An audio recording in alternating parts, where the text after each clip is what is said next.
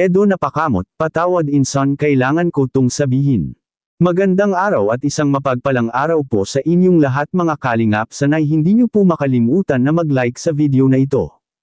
At paunawa tapusin muna ang kabuuhan ng video na ito mga kalingap at para malaman ang nilalaman nito. At maraming salamat po mga kalingap sa pagpatuloy na pagsuporta. At paki-subscribe po mga kalingap kay Kuya Val Santos Matubang at kay Ate Edna Vlogs at Kalingap Rab, maraming salamat po. Ang hindi alam ng karamihan tungkol sa EDSI ipapahayag na ni Kalingap Rab. Patawad insan kailangan ko itong sabihin. Pero bago yun mga kalingap ay pag-usapan muna natin ang tungkol sa bagong bukas na tindahan nila VNC mga kalingap na kung saan. Kailangan anya itong lagyan ng mga bigas at iba pa, dapat anya ay kumpleto at para kapag may customer at mamimili sa tindahan nila ni VNC ay hindi na mapupunta sa iba. Which is may punto rin naman po ito mga kalingap dahil nga gumawa na nga sila ng tindahan ay mas maganda na kumpleto talaga ito sa paninda. Tulad ng mga bigas at pagkain ng mga manok at baboy. Ito ang mga paninda na hinahanap rin talaga sa mga mamimili.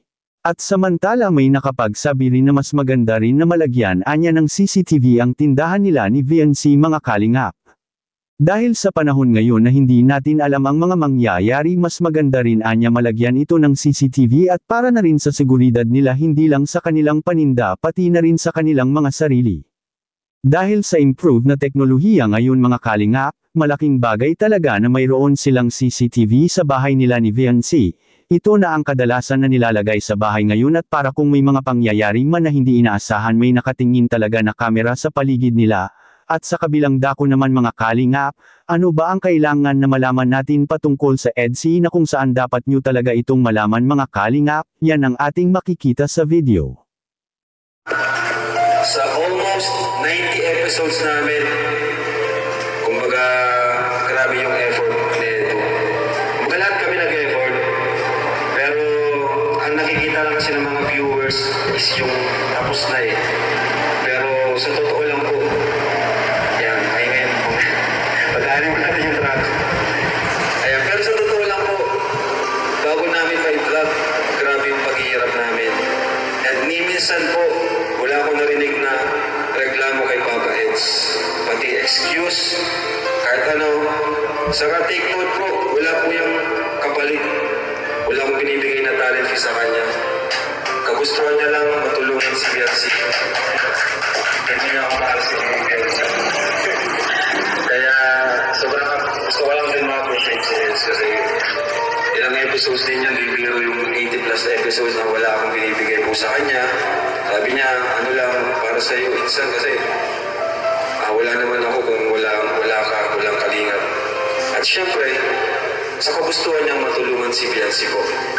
Yun po talaga, kaya nakakabilib po talaga si Edo. Minsan, hindi natin siya napapansin kasi akala natin is napakadali ng ginagawa. Pero hindi po.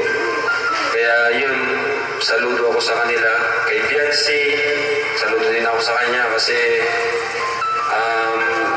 kahit gaano na siya kakilala, talagang malapit siya sa mga Kalingap Angels. Tinutulungan niya, pinapatuloy niya sa kanyang apartment, di ba?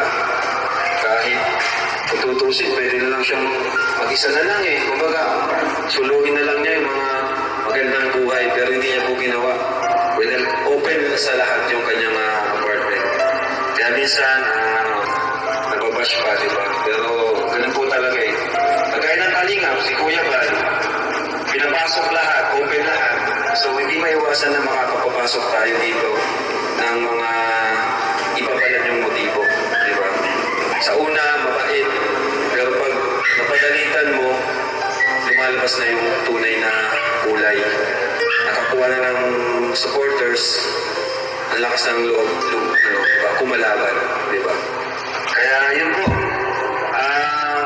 Thank you po sa inyong lahat sa patuloy na nagtitiwala sa Team Kalingap.